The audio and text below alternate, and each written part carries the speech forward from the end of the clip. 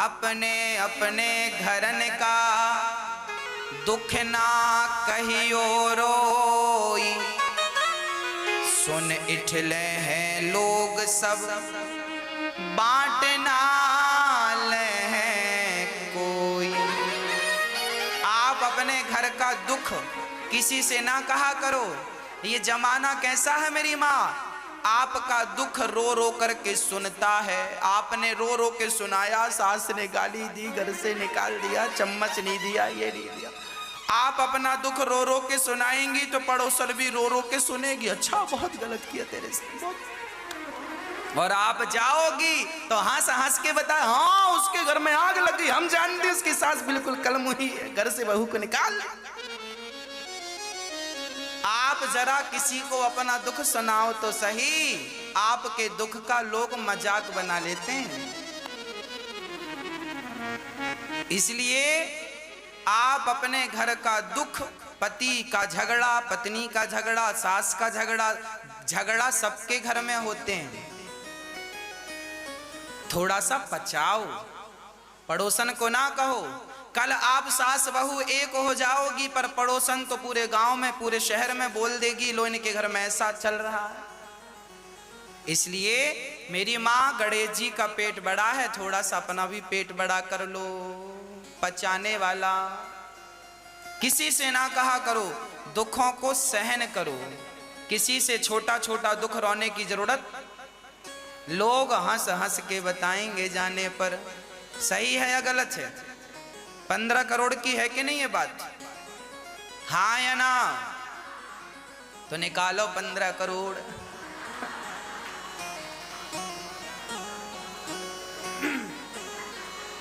बोलिए बांके बिहारी लाल की जय। जय जय श्री राधे।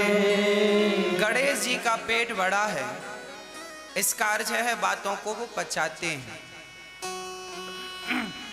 अच्छा, गणेश जी की नाक लंबी है, हाँ या ना?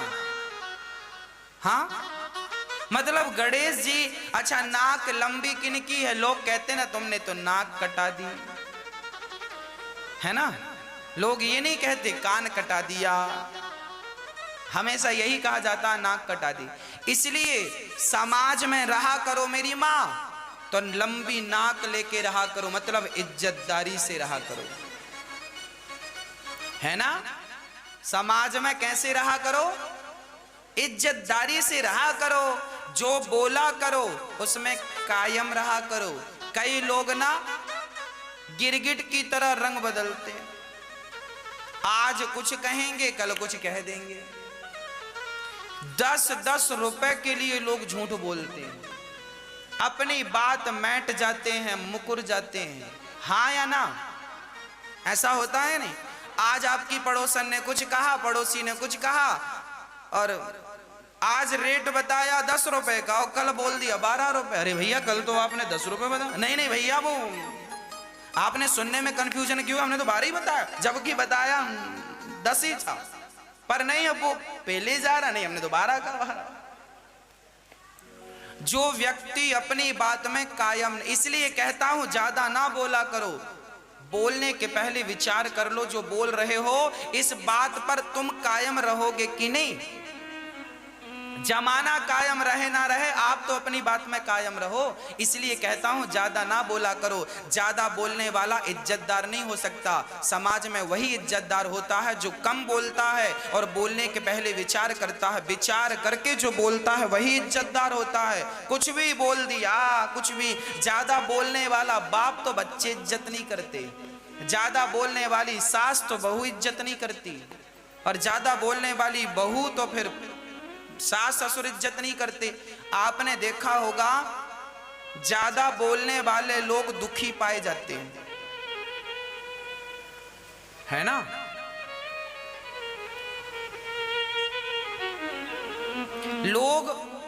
आप लोग मेरी मां अपनी कीमत बढ़ाओ, जहां जरूरत हुआ करे वहीं बोला करो।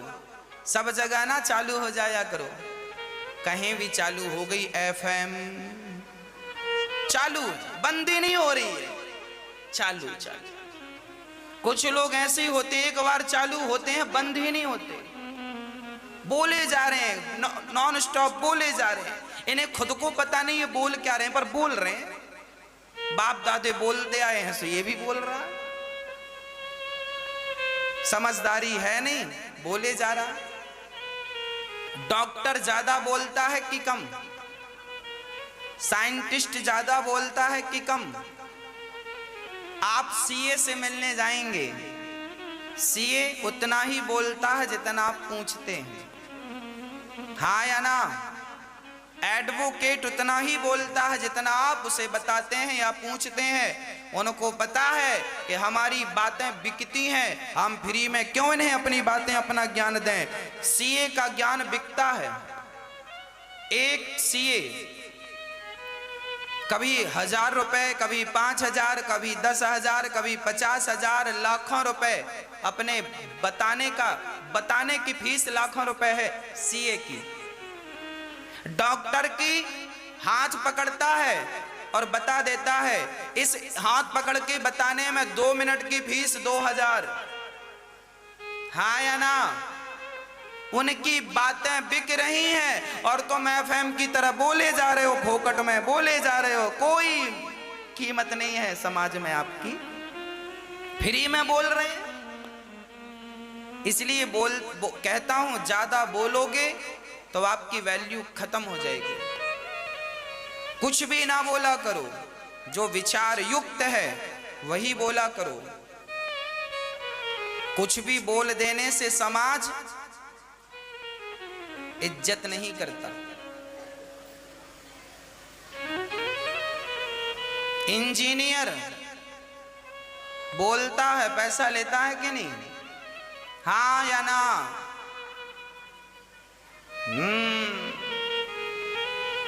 पैसा लेकर बोलता हो, और आप अपनी बहू से फ्री में बोल रही हो। सासों को भी पैसा लेकर बोलना चाहिए बहू को। आप भी बिल्कुल कम बोला करो। सास कम बोलेगी तो बहू बादाम का हलवा खिलाएगी, और सास ज्यादा बोलेगी तो बासी रोटी देगी पापड़ की तरह, खा। बहुत बोलती है बुढ़िया, ले खा। कम बोलोगी बादाम का हलवा मिलेगा। अब आप देख लो, बादाम का हलवा खाना है, बासी रोटी खाना है, मर्जी आपकी।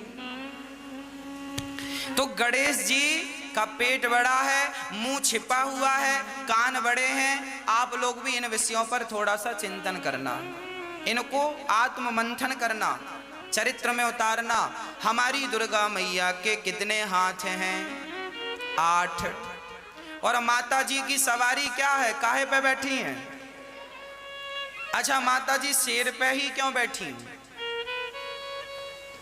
और 8 हाथ का अर्थ क्या? एक सज्जन बड़े नास्तिक थे, वो भगवान को मानते नहीं थे। उन्होंने हमसे कहा, महाराज जी तुम्हारे यहाँ की स्त्रियां कैसी हैं? हमने कहा बताओ कैसी हैं? बोले तुम्हारे यहाँ स्त्रियां 8 हाथ वाली कोई स्त्री आपने देखा है? वो नास्तिक था, बोला तुम्हारी माता दुर्गा मैया 8 हाथ हैं, कोई स्त्री 8 हाथ की तुमने देखी है? बेवकूफ बना रहे हो। हमने कहा पगले तेरी माँ है कि नहीं है? हमने कहा तेरी माँ ही दुर्गा है और तेरी माँ के भी 8 हाथ हैं। अरे मेरी माँ के तो 2 हाथ हैं। मैंने कहा ना, तूने देखने में कमी की होगी, अच्छे से देखा नहीं। अच्छे से देखना, तेरी माँ के 8 हाथ हैं। इस संसार में एक स्त्री ही ऐसी है जिसके 8 हाथ होते हैं। तो महाराज जी दिखता क्यों नहीं? हमने कहा बेटा बहुत सारी चीजें हैं जो नहीं दिखती पर होती हैं। महाराज जी समझाओ। हमने समझाया। एक स्त्री ऐसी है जो 4 रूपों में विभक्त होती है। पुरुष 4 रूपों में विभक्त नहीं होता, पर स्त्री 4 रूपों में विभक्त होती है। स्त्री का पहला रूप है मां, है ना? दूसरा रूप है पत्नी, तीसरा रूप है बेटी, चौथा रूप है बहन। 4 रूप हैं। और चारों को खड़ा करोगे तो हाथ कितने होंगे? हाँ, हमने कहा तेरी माँ माँ भी है, वो माँ का कर्तव्य भी निभा रही है, पत्नी का धर्म भी निभा रही है, बहन का फर्ज भी निभा रही है, और बेटी बनकर दोनों कुलों को तार रही है। तेरी माँ ही अष्टभुजाधारी दुर्गा है। हाँ या ना? फिर इस संसार की हर स्त्री 8 हाथ वाली होती है, 2 हाथों से ही वो 8 हाथ का फर्ज निभाती है। बताओ, पत्नी का फर्ज निभा रही हो कि नहीं? हाँ या ना? बोलो हाँ। माँ का फर्ज निभाती है, पति का पत्नी बनकर फर्ज निभाती है, पति को शिकायत का मौका नहीं देती, पति लात मारता है, पति थप्पड़ मारता है, तो भी वो पति को भगवान जानकर कभी उसकी आलोचना नहीं करती, कभी पलटकर जवाब नहीं देती। ये भारत की नारी है। और वही स्त्री अपने बच्चे की माँ बनकर रात रात जागना पड़े तो जागती है बच्चे के लिए, और दिन में काम करती है, रात में सोना भी त्यागना पड़े तो सोना भी त्याग देती है, पर अपने बच्चों को अच्छी परवरिश देकर के अच्छा संस्कारी बनाने का प्रयास 2 हाथों से पति को थामती है तो 2 हाथों से बच्चों को थामती है। तो कभी पिता को जरूरत पड़ी, बेटा तुझे तेरी जरूरत मुझे है, तो भाग कर पिता के पास जाती है। पति मना करता है ना, अपने पिता के घर नहीं जाना, फिर वो हाथ विनती जोड़ती है, पिता संकट में है, माँ को कष्ट है, माँ को जरूरत है, जाती है और माँ की सेवा करती है। कई बेटियां तो ऐसी हैं कि अपने माँ बाप का अंतिम संस्कार तक करती है ना। और कभी उनका भाई पुकार दे कि बहना तेरी जरूरत मुझे है, तो दौड़ पड़ती है अपने भाई की तरफ। ये स्त्री होती है, सारा फर्ज बहुत ईमानदारी से निभाती, इसलिए उसे अष्टभुजाधारी कहते हैं। हर स्त्री के 8 हाथ होते हैं, पर अब लोग ना जाने ना समझें तो हम क्या करें। दुर्गा कौन है? तुम्हारी माँ ही तो दुर्गा है, तुम्हारी पत्नी ही तो दुर्गा है, तुम्हारी बहन और तुम्हारी बिटिया ही तो दुर्गा है, सब दुर्गा ही तो है, हर स्त्री। पर अब तुम मिट्टी की दुर्गा तो मानते हो, पर सच्ची की दुर्गा का अपमान करते हो, हम क्या करें। माटी की प्रतिमा बनाती हो या बनाते हो, जय माता दी जय माता दी जय माता दी, फूल नैवेद्य सब चढ़ाते हो, पर सच्ची की दुर्गा तो तुम्हारी पत्नी है, सच्ची की दुर्गा तो तुम्हारी माँ है। उसकी तुम जीवन में क्या उतना, अपनी सगी माँ का क्या तुम इतना सम्मान कर पाए जितना सम्मान तुमने दुर्गा मैया का किया? क्या पूरी जिंदगी में अपनी माँ और अपनी पत्नी की इतनी इज्जत कर पाए जितनी तुमने वैष्णव देवी की? वैष्णव माता कौन है? अरे तुम्हारी अपनी मम्मी, तुम्हारी माँ ही वैष्णव माता है। पर कौन समझाए ये बातें, किसको समझाएं हम? सबको माटी की मूर्ति चाहिए, सच्ची की मूर्ति को ठुकराते हैं। बेटों ने हाथ पकड़ के माँ को सच्ची मूर्तियों को निकाल दिया और माटी की घर पे रखी है पूजा, जय माता दी जय माता दी जय ओम जय अम्बे गौरी। और सच्ची की अम्बे गौरी जो थी हंसने बोलने वाली, उसको हाथ पकड़ के निकाल दिया। अब कौन समझाए, किसे समझाए और कैसे समझाएं?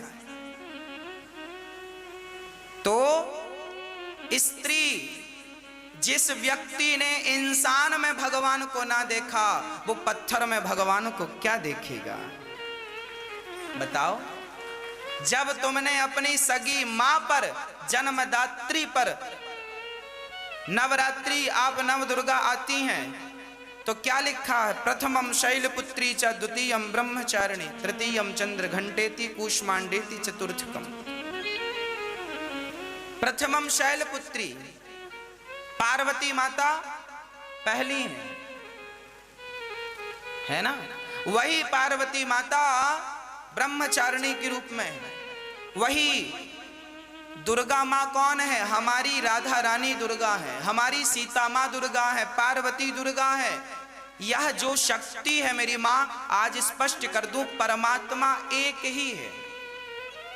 चाहे उसे आप राम कह दो, कृष्ण कह दो, नारायण कह दो, वामन कह दो, नरसिंह कह दो, कुछ भी कह दो, एक शंकर कह दो, ब्रह्मा कह दो, ब्रह्मा कहो, शंकर कहो, राम कहो, कृष्ण कहो, नारायण, सब एक है। और ये जो शक्तियां हैं, चाहे आप राधा कह दो, सीता कह दो, पार्वती कह दो, सरस्वती कह दो, अन्नपूर्णा कह दो, दुर्गा कह दो, चंडी कह दो, भद्रकाली कह दो, चामुंडा कह दो, और चाहे आप ज्वाला माता कह दो, कुछ भी जो आए मन में, जो भी हमारी 52 शक्ति पीठ हैं, कोई भी नाम से पुकारो, वह एक ही इतने नामों से विभक्त हैं, एक ही है वो, और वही एक तुम्हारी मां भी है।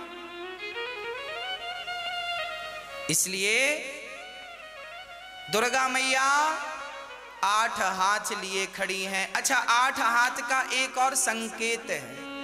हमारे भारत में वर्ण कितने हैं? कितने वर्ण हैं? 4, ब्राह्मण, क्षत्रिय, वैश्य और शूद्र। दुर्गा मैया सबकी माता है। दुर्गा ब्राह्मणों की भी माता है, क्षत्रिय की भी माता है, वैश्य की भी माता है और शूद्र की भी माता है। मानो दुर्गा माता ये कहती है कि मैं तुम सबकी माता हूं, तुम चारों जिस दिन एक हो जाओगे तो शेर की सवारी कर पाओगे, जैसे मैं शेर की सवारी कर रही हूं। पर तुम चारों एक बनो तो आज हमारे भारत में विडंबना क्या है? अंग्रेज आए, मुगल आए, क्या किया इन्होंने? हम लोगों को लड़ाया, फूट डालो, शासन करो। ब्राह्मण क्षत्रिय से, क्षत्रिय वैश्य से, वैश्य शूद्र से आपस में ही लड़ते रहे, मरते रहे, और वो 200 साल तक उन्होंने राज्य किया। हमारे झगड़ने का फायदा किसने उठाया? अंग्रेजों ने, मुगलों ने लड़ाया और राज्य किया। हम लड़ते रहे, और दुर्गा मैया कहती हैं बेटा तुम एक हो जाओगे तो तुम्हारे 8 हाथ, अरे तुम्हारे 2 हाथ हैं तो ज्यादा शक्तिवान हो कि 8 होंगे तो ज्यादा होगे? हाँ, जब तुम चारों वर्ण एक हो जाओगे, मिलकर एक बन जाओगे। एक लकड़ी कोई भी तोड़ सकता है, पर लकड़ी का गट्ठा कोई तोड़ नहीं सकता। जब तुम चारों मिल जाओगे तो तुम्हारी तरफ कोई उंगली उठा नहीं सकता, तुम्हारी तरफ कोई आंख उठाकर देख नहीं सकता। संपूर्ण भारत एक हो जाए। एक होने के लिए दुर्गा मैया 8 हाथ लेके आती हैं, पर कोई समझता ही नहीं इन बातों को। ये गूढ़ रहस्य है। दुर्गा मैया शेर पर क्यों बैठी हैं? तुम चारों एक हो जाओगे तो शेर की सवारी कर पाओगे, इसलिए शेर पर बैठी हैं। शेर को भी अपना गुलाम बना लोगे, तुम शेर को गुलाम बना सकते हो, पर एक नहीं हुए तो अंग्रेजों ने तुम्हें गुलाम बना लिया, मुगलों ने तुम्हें गुलाम बना। जबकि तुम एक हो जाते तो तुम शेर को, और क्या मजाल थी उन अंग्रेजों की कि तुम्हें गुलाम बनाते? तुम एक तो होते, पर हमें तो लड़ना है आपस में। और सुनो आगे, सरस्वती माता का वाहन कौन सा है मेरी माँ? सरस्वती माँ का वाहन क्या है? मैया आप बताओ क्या है? क्या मैया? हाँ बताओ। हाँ पूछ लो, पड़ोसन से पूछो। क्या मैया आप बताओ, आप आगे बैठ, हमें तो लगा आप सबसे ज्यादा सुन रही हो। बताओ, आप बताओ क्या है? सरस्वती माता का वाहन क्या है? हाँ अरे मैया को बताने दो, मैया बताओ।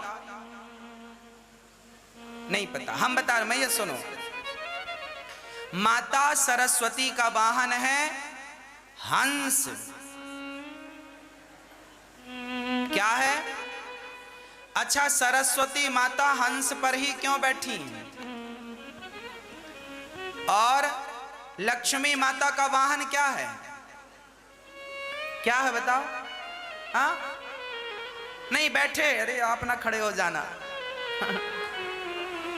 क्या? कमल? अच्छा, लक्ष्मी माता का वाहन कमल।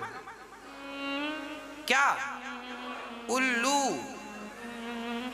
लक्ष्मी माता उल्लू पर बैठती हैं और सरस्वती माता हंस पर बैठती हैं। अच्छा, सरस्वती माता उल्लू पर क्यों नहीं बैठी? जानते हो कारण क्या है? दोनों का कारण समझाऊंगा, पहले सरस्वती माँ का कारण समझो। सरस्वती माता कमल हंस पर बैठी हैं। अर्थ क्या हुआ? कमल का स्वभाव, हंस का स्वभाव कैसा है? आप हंस को दूध और पानी मिलाकर दो तो हंस दूध दूध पी लेता है, पानी पानी ये किसका स्वभाव है? हंस का। कहने का अर्थ ये है सरस्वती माता है विद्या की देवी। सरस्वती माता कौन है? माँ विद्या की देवी। और विद्या ये कह रही है कि जैसे पानी और दूध को मिलाया तो हंस दूध पी लिया, उसी प्रकार विद्वान वही है जिसने सार सार की बातें ग्रहण कर ली, असार तत्व को छोड़ दिया, वही विद्वान है। सरस्वती माता हंस पर बैठकर यही शिक्षा दे रही हैं कि तुम भी विद्यालय आओ, सार सार पढ़ो। कौन क्या कर रहा है, कौन किससे बात कर रहा है, कौन किसे देख रहा है, इस लफड़े में तुम ना पढ़ो। तुम अपना पढ़ाई करो, सार सार अपना ग्रहण करो और जाओ। तुम झगड़े में ना उलझ जाना, नहीं तो आजकल बच्चे पढ़ते कम हैं और आपने देखा होता बच्चों को आजकल प्यार व्यार ज्यादा हो जाता है स्कूलों में। मतलब इन्होंने दूध तो पिया नहीं, पानी पानी पी लिया, है ना।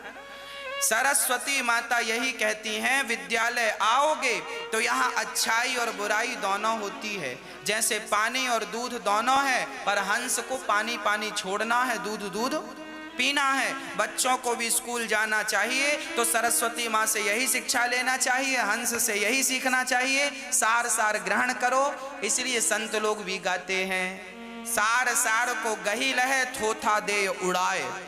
स्वभाव है सुपड़े की तरह। जैसे सूप होता है ना फटकने वाला, मैया सुपड़ा, पहले की माताएं सुपड़े में ऐसे ऐसे उसको साफ करती थी सारी चीजों को। उसमें क्या होता था, सार सार बच जाता था और उसमें कचरा जो था वो उड़ जाता था।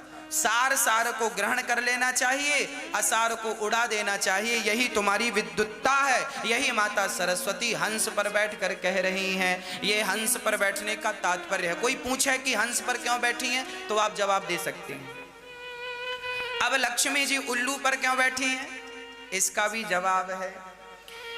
अकेली लक्ष्मी को कोई बुलाए, आओ लक्ष्मी माता, आओ लक्ष्मी माता, अकेली लक्ष्मी को कभी ना बुलाना। अकेली लक्ष्मी आती हैं तो उल्लू पे चढ़ के आती हैं, और अकेली लक्ष्मी को बुलाओगे उल्लू पे चढ़कर आएंगी और उल्लू बनाकर हम लक्ष्मी माता चली जाएंगी। इसलिए अकेली लक्ष्मी को ना बुलाना। फिर किसके साथ बुलाएं? नारायण के साथ। लक्ष्मी जब नारायण के साथ आती हैं तो उल्लू पर चढ़कर नहीं, गरुण पर चढ़कर आती हैं। और जो लक्ष्मी गरुण पर सवार होके आती है वो लक्ष्मी एक बार आती है तो तुमसे रिश्ता बना लेती है, तुम्हें बेटी या तुम्हें बेटा मान लेती है और सदा सदा के लिए तुम्हारे घर में रह जाती है। अकेली लक्ष्मी आएगी। अब आप पत्नी और पति हो और कोई आपसे पड़ोसी कहे सुनो केवल आप आना निमंत्रण में, हम आपका निमंत्रण कर रहे हैं। आप स्त्रियों को कोई पुरुष कहे आपका पड़ोसी तुम आना निमंत्रण में, हम तुम्हें हलवा पूड़ी खवाएंगे। आपके पति को ना बुलाए, बस आपको बुलाए तो आप जाओगी? बोलो मेरी माँ, अकेली जाओगी? नहीं।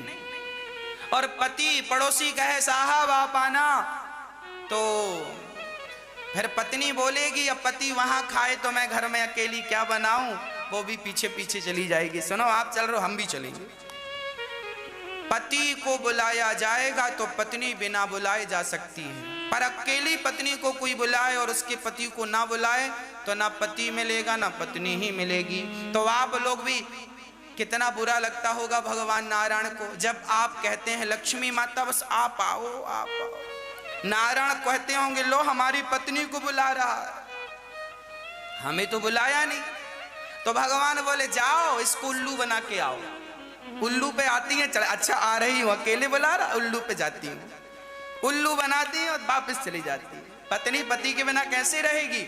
इसलिए कभी लक्ष्मी माता को अकेले नहीं बुलाना चाहिए, सदा नारायण के सहित माता आओ और यहाँ रह जाओ।